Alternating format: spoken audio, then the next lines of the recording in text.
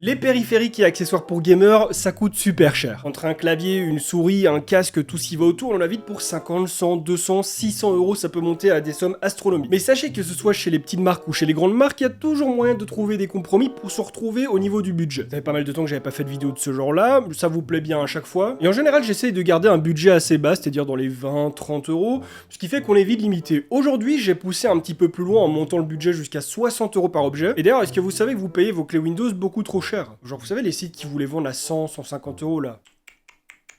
Laissez-moi vous expliquer comment les payer beaucoup moins cher grâce aux sponsors de ma chaîne. Donc, YourCDKey, c'est un site qui vend majoritairement des clés de jeu, on peut également y retrouver des clés software, et nous ici, ce qui nous intéresse en particulier, ce sont les clés Windows 10. Elles sont beaucoup moins chères que chez la plupart des vendeurs de clés et intégrateurs PC, et ce sont de vraies clés legit, ce ne sont pas des cracks, ce ne sont pas des trucs volés ou quoi. Donc déjà que le prix est assez bas, si en plus de ça, vous rentrez le code DDVIP dans la petite barre ici, vous allez bénéficier d'une réduction de 25%. Une fois que votre clé est achetée, vous n'avez qu'à aller dans le User Center directement sur le site, vous n'allez pas la recevoir par mail, vous chopez votre clé, c'est vraiment très simple. Ensuite, pour l'activer, c'est très simple. Vous allez dans le menu démarrer, vous tapez activation. Ici, j'ai modifié ma carte mère il n'y a pas très longtemps, donc je n'ai plus Windows d'activer. On va dans modifier clé produit, on entre la clé avec un petit copier-coller. Parfois, ça prend 5 secondes, parfois, ça prend 10 ans, on sait pas trop. Et du coup, voilà, maintenant, Windows est activé. Je le rappelle, si vous avez le moindre petit souci, le petit live chat qui se trouve en bas à droite du site, vous leur exposez votre problème et ils le résoudront rapidement. Bref, merci à YourCDKey d'avoir sponsorisé cette vidéo. Et maintenant, on retourne au sujet principal.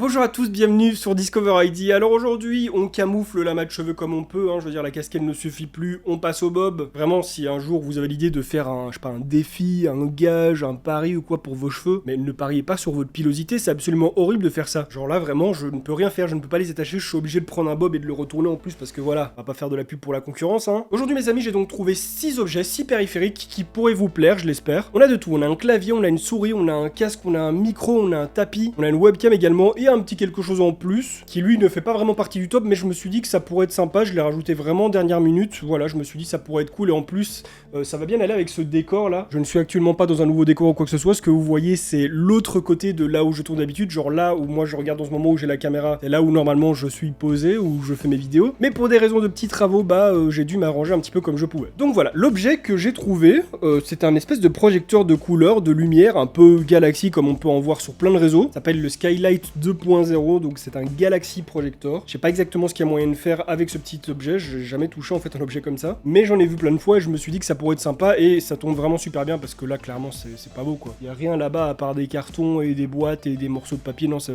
un chantier là, c'est un bordel derrière. Il y a même ma clim, le produit fait pas de cheap à première vue dans la conception, il y a juste le poids qui fait un petit peu peur parce que bon c'est gros mais c'est très léger quand même. Du coup je vais le tourner derrière moi pour qu'il projette par là, je sais pas du tout à quelle puissance ça va projeter.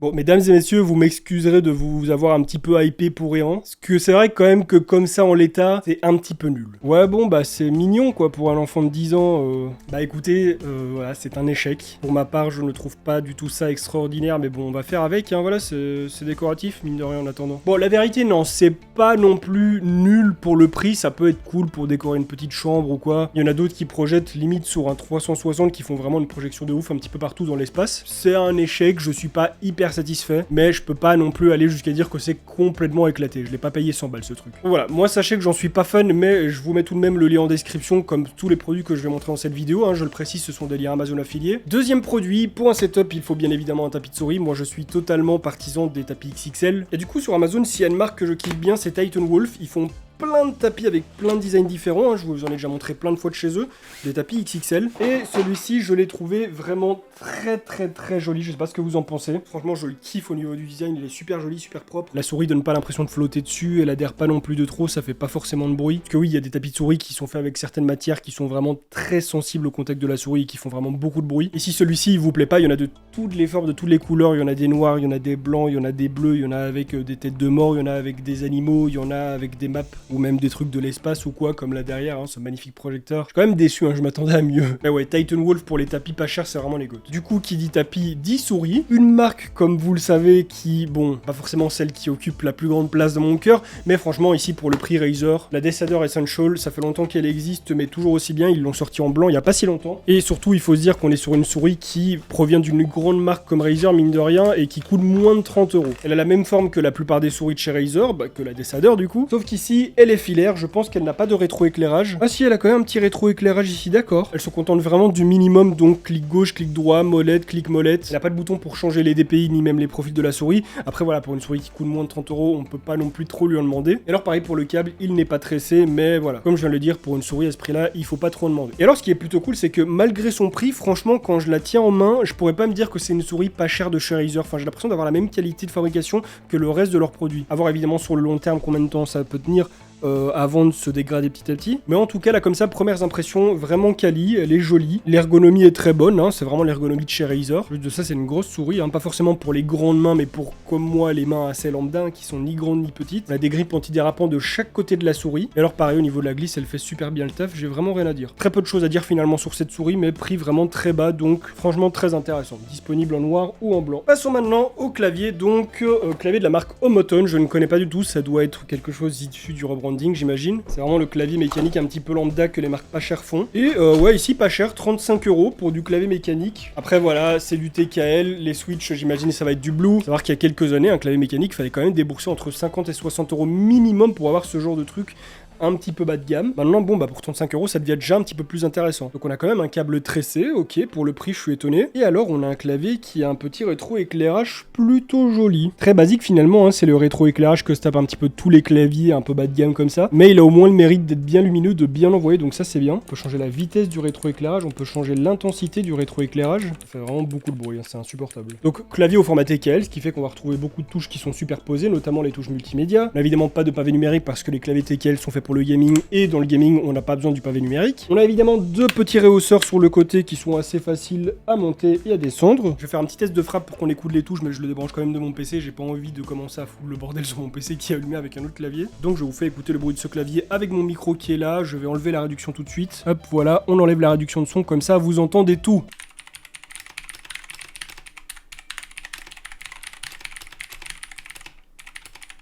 Je me rends compte d'un truc au fil des années, c'est que je deviens une feignasse. J'ai pris des cours il y a quelques années pour utiliser absolument tous les doigts quand j'écrivais au clavier, donc finalement je savais utiliser tous mes doigts et ça me faisait gagner un petit peu de temps. Et j'ai l'impression qu'au fil des années, les doigts ils commencent à se retirer pour finalement ne laisser que ces doigts-là. De temps en temps, il y a celui-ci aussi, hein, désolé pour cette violence, mais voilà, c'est vrai que de temps en temps je l'utilise aussi. Mais globalement, j'écris avec 6 doigts, c'est ridicule. Donc le châssis du clavier est full plastique, le plastique en lui-même il a l'air un petit peu cheap, mais il est quand même bien solidifié par une plaque en alu brossé qui se trouve juste là, et qui en plus de ça fait refléter le RGB, donc c'est plutôt cool. Et j'aime beaucoup la forme et la teinte des touches, c'est pas des touches assez standards de clavier, elles sont gris très foncé et non complètement noires. Et en plus de ça, elles ont une texture un petit peu lisse, un petit peu comme les touches des claviers SteelSeries pour ceux qui connaissent. C'est vraiment super agréable. Donc ouais, franchement, pour le prix, je valide de ouf. J'aime pas le Switch Blue, je le dis tout de suite, mais je valide de ouf. En plus de ça, moi je croyais qu'on allait avoir un vieux logo Omron énorme, genre ici ou quoi, que dalle. Ce clavier se contente vraiment de très peu au niveau du design, il n'y a que le RGB et la plaque en alu brossé, sinon le reste c'est hyper simple. Donc le clavier, c'est totalement validax. Troisième périphérique, un casque de chez Corsair. Ouais, même si on a des prix plutôt abordables pour l'instant, on arrive quand même à s'y retrouver au niveau des grosses marques. Ici, bon, on se rapproche quand même des 60 €. Hein. Pour vous dire avec précision, il coûte 57 €.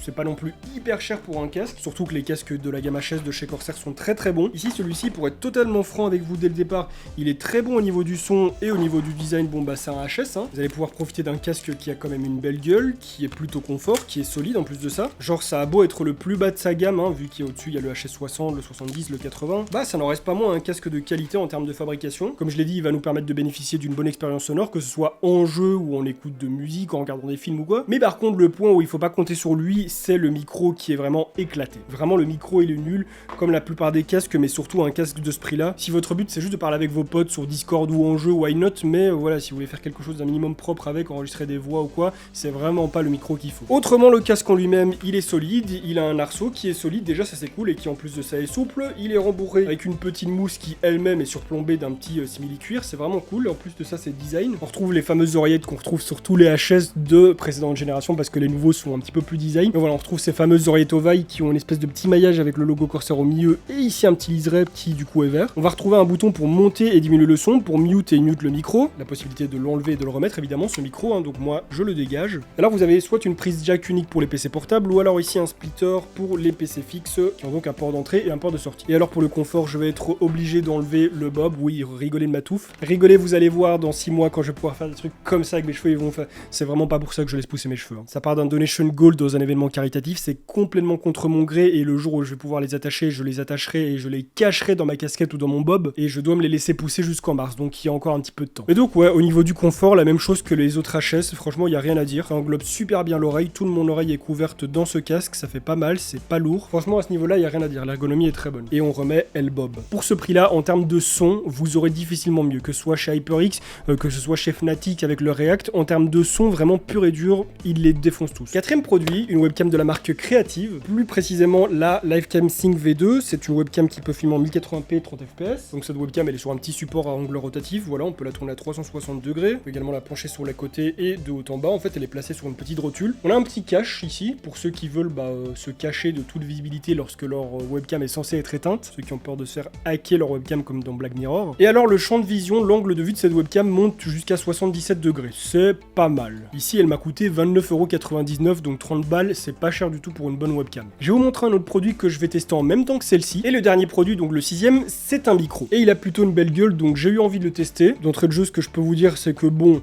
Ça fait pas cheap, mais on frôle quand même la qualité un peu jouet. Bon, après, on n'est pas non plus sur un micro pro, c'est pas du tout comparable à un Shure SM7B ou quoi, qui lui coûte dans les 400 balles et qui est beaucoup plus quali, que ce soit en termes de fabrication ou de son.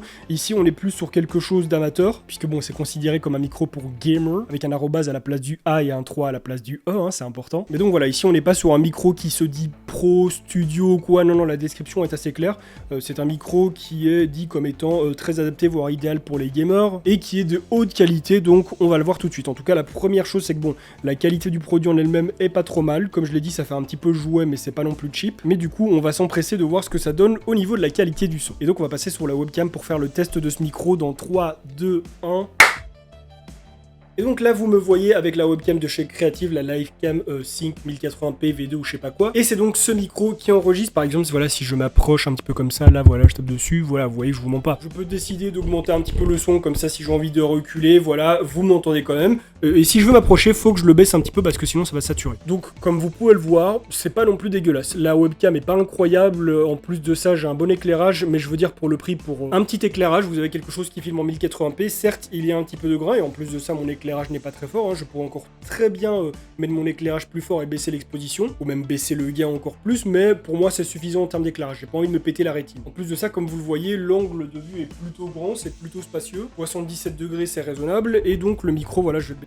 Ah non, là j'avais un petit peu trop baissé. Si l'envie vous vient de le rapprocher un peu plus de vous, par exemple si vous êtes assis comme ça à ce niveau-là ou quoi, je ne sais pas, vous pouvez aussi, hein, suffit juste de baisser un petit peu le volume pour pas que ça gueule trop, mais autrement voilà. La qualité du son est quand même plutôt propre, je trouve, pour un micro à 50 balles. Certains diront, ouais, on voit pas la différence avec ton autre micro, moi je la vois, vous inquiétez pas, mais ça reste quand même archi propre, et alors il y a moyen de changer les couleurs directement en appuyant sur un petit bouton qui se trouve dessus, et moyen même de passer en mode RGB, voilà, comme ça les couleurs se changent toutes seules, et il y a même moyen de rajouter un petit peu d'écho comme ceci. Ah, c'est parti, on accélère la machine, roulez, levez les bras en l'air, c'est parti. J'appelle les Harlemons, est-ce que vous êtes là? Je ne vous entends plus, levez tous les bras en l'air. Bon, faut que j'arrête parce que je vais finir en même là. Bref, comme vous le voyez, voilà, pour un micro à 50€ et une webcam à 30€, ça fait large le taf. On rajoute à ça des petits spots, ça coûte pas forcément cher si vous prenez quelque chose d'appoint et de pas trop cher. Donc 80€ le kit webcam, micro, et on va dire, vous rajoutez 20 balles pour les deux spots, pour 100 balles, vous avez de quoi créer du contenu, que ce soit du streaming ou de la vidéo. Donc franchement, je trouve ça raisonnable, je trouve ça très bien. La webcam, il y a peut-être moyen de trouver un peu mieux pour le prix, mais pas beaucoup mieux, hein. Et le micro, bah pareil, pour 50€, franchement, je trouve qu'il fait vraiment bien le taf. Il y a peut-être pas mal de résonance, mais c'est parce que la pièce dans laquelle je suis est pas forcément isolée de ce côté-là, donc c'est normal. Mais c'est qu'un détail, et plus vous vous rapprochez de votre micro, moins il y aura de résonance, donc c'est vraiment pas un souci non. Bref, le combo là...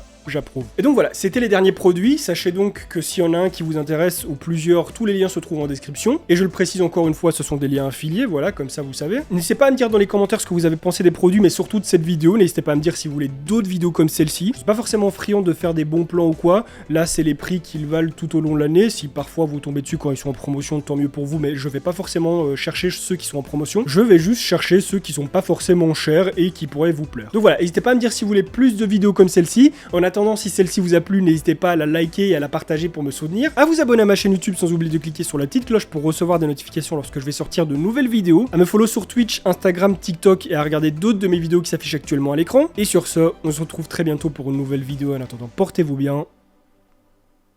Bye les gens.